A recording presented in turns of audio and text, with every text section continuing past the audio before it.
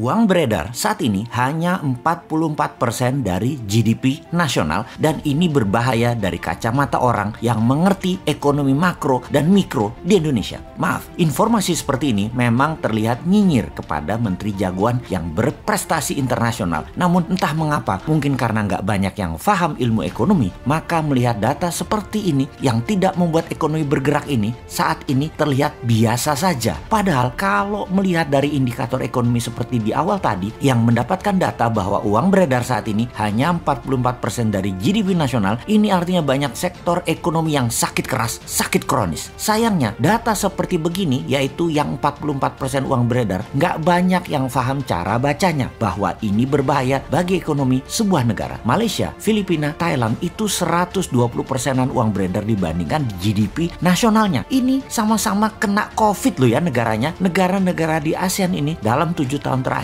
pertumbuhan ekonominya adalah 50%-an dibandingkan pejabat saat ini yang hanya bisa membuat 20% tumbuh dalam 7 tahun. Padahal niat dan janji sucinya dulu 50%-an tumbuhnya dalam 7 tahun karena setiap tahun katanya ekonomi harus tumbuh 7%. Dan kalau semua itu tercapai tumbuhnya 50%-an. Ini harusnya ya 50%-an dalam 7 tahun. Ternyata tidak tercapai, hanya 20%. Dan untuk menutupi kegagalan tersebut, maka strategi yang dilakukan oleh yang katanya jago ekonomi dan keuangan negara tersebut yaitu menggunakan FDI, Foreign Direct Investment. Oke, bolehlah strateginya. Sekedar mengingatkan di mana nanti para new mind kalau berkuasa beda strateginya. Pakai DDI, Domestic Direct Investment. Pakai kekuatan kita sendiri dalam negeri, anak bangsa. Saat ini oleh old mind, anak bangsa kekuatan sendiri tidak dipercaya. Bahkan 4L sering mengatakan Indonesia belum mampu, jadi perlu orang Tiongkok. Heran ya, kok anak bangsa diejek tapi oleh fansnya nggak ada yang mencela atau yang kecewa. Oh lupa, punya pasukan buzzer yang selalu meluruskan hal yang bengkok dengan narasi. Bener deh, sangat jelas kalau strategi sekarang adalah cinta asing. Karena itu dipilih investasi FDI. Sekali lagi, namanya juga keputusan orang populer. Semua dilakukan terlihat benar lah. Sampai suatu hari piring kalian kosong,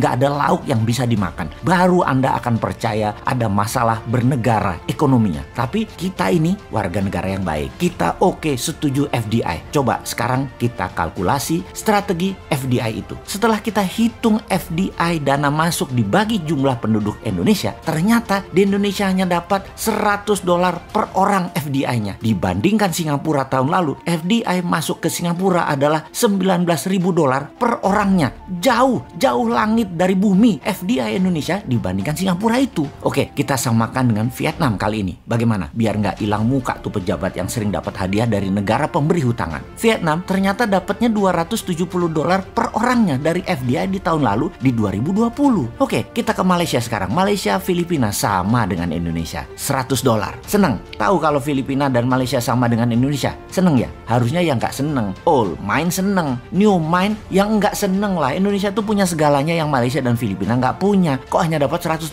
Lalu apa strateginya? Ya kembali ke klasik. Karena old mind bisanya cuma satu, yaitu hutang lagi. Oke, mau lihat dari kacamata mana indikator ekonominya sekarang? Bagaimana kalau kita lihat dari pertumbuhan kredit? Tiap tahun harusnya kredit disalurkan itu tumbuhnya 15% dibanding tahun sebelumnya. Di mana 15% itu pasti akan menumbuhkan 7%-an ekonomi. Namun, beberapa tahun belakangan ini, kredit hanya 2-3% pertumbuhannya. Ya bagaimana ekonomi mau tumbuh 7%?